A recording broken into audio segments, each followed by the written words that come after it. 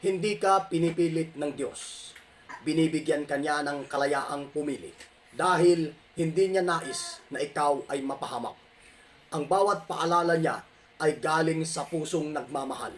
Nagnanais na magkaroon ka ng ganap na buhay at maging ang iyong mga anak at susunod na saling lahi. Ang pagpili ng buhay ay hindi lamang pagpili ng mahabang panahon sa lupa. Ito ay pagpili sa Kanya na siyang pinagmumulan ng lahat ng buhay.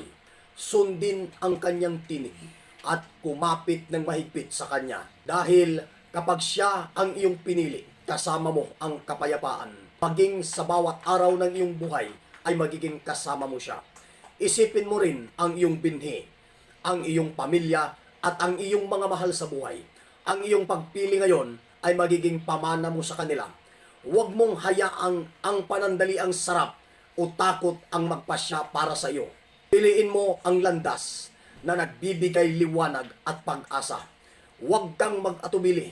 Ang Diyos ay naghihintay ng iyong sagot.